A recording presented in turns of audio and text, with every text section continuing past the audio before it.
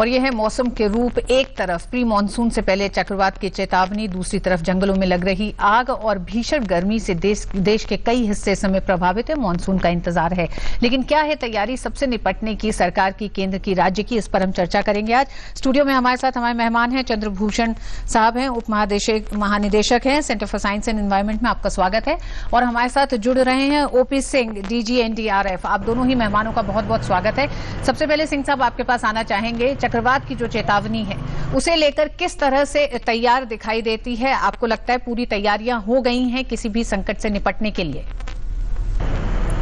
बिल्कुल, हमारी पूरी तैयारी है। और आज गृह मंत्रालय ने एक मीटिंग भी बुलाई थी और उस मीटिंग में स्टेट के जो रिलीफ कमिश्नर्स हैं, प्रिंसिपल सेक्रेटरीज हैं, जो डिजास्टर मैनेजमेंट को देख रहे हैं, उनका कॉन्फ्रेंस हुआ और उन लोगों के साथ हम लोगों ने पूरी तैयारियों की चर्चा की। एनडीआरएफ जो है, आप जानते हैं कि एक स्पेशलिस्ट फोर्स है और किसी भी नेचुरल डिजास्टर को डील करने के लिए काफ़ी सक्षम है। हम लोग प्री मानसून के बारे में चर्चा किए और उसमें यही तैयारी हुई कि किस प्रकार हम स्टेट्स के साथ कोऑर्डिनेट करके और इंडियन मीटरोलॉजिकल डिपार्टमेंट, CWC, इन सबों के साथ तारतम्य रखकर उन सारे इनपुट्स की हम विश्लेषण करें और उस विश्लेषण के आधार पर हम अपने टीम्स को प्री पोजीशन करें। कल आपको ज्ञात होगा कि काफ़ी भारी बारिश की संभावना थी वहाँ तमिलनाडु में, जिसके कारण वहाँ के स्टेट गवर्नमेंट ने हम लोगों से रिक्वेस्ट किया था। हमारी 4 टीमें एनडीआरएफ की वहाँ ऑलरेडी प्री पोजीशन हो गई हैं, लेकिन अब वो नॉर्थ की तरफ जा रहा है, इसलिए वहाँ खतरा अभी फिलहाल टल गया है। लेकिन बहुत सारे ऐसे प्रदेश हैं जैसे आसाम है, मेघालय है या कोस्टल इलाका है, उन सबों में अभी भी इस बात की संभावना है कि फ्लड आ सकता है या साइक्लोन आ सकता है। उसके लिए हम पूरी तरह से जुड़े हुए हैं। सिंह साहब, राज्य सरकारों के साथ आप लगातार काम कर रहे हैं, लेकिन लगातार जो बारिश हो रही है, क्या वो कहीं अड़चन बन रही है सारे इंतजाम करने में? बिल्कुल, ये संभावना हमेशा रहती है कि अगर बारिश हो रही है तो उसके कारण हमें काफ़ी दिक्कतें आती हैं। बारिश के कारण, जैसे आप समझ रहे हैं कि बहुत सी बाढ़ की स्थिति भारी वर्षा के कारण होती है और बहुत से जगहों पे फ्लैश फ्लड की भी स्थिति आती है।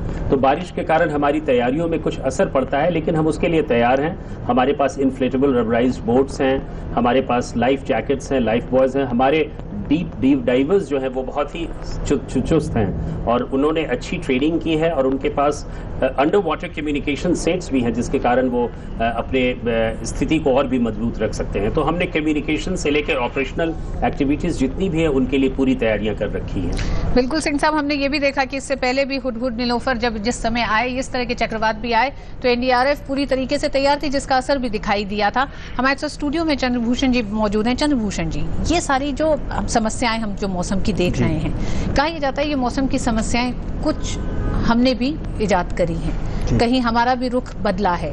जंगलों की आग की अगर बात करें, जंगलों से वो अपनापन कम हुआ और फिर अब वो काबू में आग नहीं आती, जो आज से 30-40 साल पहले भी लगती थी, लेकिन इतनी भीषण नहीं होती थी। आपको देखना पड़ेगा कि पिछले कुछ महीनों में इस देश में हो क्या रहा है। आज के दिन में अगर देखिए आप, तो एक तरफ बहुत अधिक बारिश है, दूसरी तरफ सूखा है, पीने के पानी की ट्रेन जा रही है, तीसरी तरफ बर्फ गिर रहा है। कश्मीर वैली में कुछ दिन पहले बर्फ गिरा। तो और अगर आप मार्च अप्रैल में देखेंगे तो हीट वेव था, जो अभी भी सेंट्रल इंडिया और नॉर्थ वेस्टर्न इंडिया में हीट वेव है।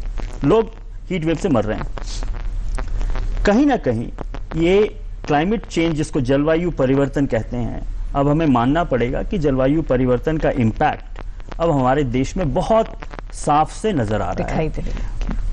बिन मौसम बरसात, इतना सूखा कि लोगों को पीने का पानी नहीं, जंगल में आग जो कंट्रोल में नहीं आ रहा है। पहले भी जंगल में आग होते थे, लेकिन इस बार इतना भीषण आग हुआ, इतनी स्केल में था कि उसको कंट्रोल नहीं कर पाया। क्या 1.5 दशक पहले से हम जलवायु परिवर्तन के खतरों की बात करते रहे हैं, आज वो सामने, आज हम भुगत रहे हैं। क्या आपको लगता है कहीं तैयारी में कमी रही है? हमें पहली बात यह है कि हमारे जैसे कि एनडीआरएफ हो गया, नेचुरल डिजास्टर को ये लोग देखते हैं, लेकिन अब जलवायु परिवर्तन जिस तरह से हमें इम्पैक्ट करेगा, तो हमें हमारी जो प्रिपरेशन है उसको बहुत अधिक बढ़ाने की जरूरत है। जैसे कि उत्तराखंड में और जम्मू और कश्मीर में जो जंगलों में जो आग लगी थी, हमारी प्रिपरेशन अच्छी नहीं थी, हम उस आग को रोक नहीं पाए। सिर्फ पानी हेलीकॉप्टर से गिराने से वो जंगल की आग नहीं बुझेगी और हमारे पास उतने कैपेबिलिटी भी नहीं थे। साइक्लोन और फ्लड में हमारे पास कैपेबिलिटी अच्छे हैं, लेकिन हीट वेव हो गया या फॉरेस्ट फायर हो गया या ड्राउट सिचुएशन में हमें और भी प्रिपरेशन करने की जरूरत है। और जितना भी इम्पैक्ट आज हम देख रहे हैं, मेरे अंदाज से अगले कुछ सालों में इम्पैक्ट और भी बढ़ेगा, तो हमें और प्रिपरेशन की जरूरत है। क्या आपको लगता है कि शीतकालीन बारिश जो होती है, ठंड के बाद की जो होती है, वो नमी कम करती है, तो इतना आभास हम नहीं कर पाए कि आने वाले समय में जो भीषण गर्मी लगातार पड़ रही है, इसका नतीजा जंगलों में आग पर लगेगा?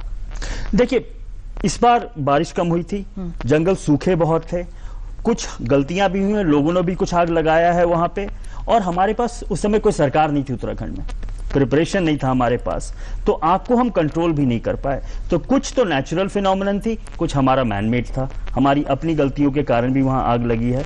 और तीसरा था कि हमारे पास जिस तरह से जंगल में आग फैल रही है, हम उसके लिए प्रिपेयर्ड नहीं है डील करने के लिए। क्या जैसे कि सूखी पत्तियां जो होती हैं, क्या हम उसके लिए नहीं प्रिपेयर्ड थे? वो या वो क्या चीजें हैं जैसे कि सूखी पत्तियां हो गई, पाइन नीडल्स हो गए जो कि बहुत जल्दी आग पकड़ती हैं, जिस तरह से हमने प्लांटेशंस किए हैं हिमालयज में, वो और भी आग को बढ़ाने वाले प्लांटेशंस किए हैं। बहुत से फॉरेस्ट मैनेजमेंट के इश्यू हमने एड्रेस नहीं किए। तो ये सारे चीजों को अगर आप देखेंगे तो फॉरेस्ट फायर कंट्रोल करने के लिए हमारे पास जो अभी सुविधाएं हैं वो पर्याप्त नहीं है।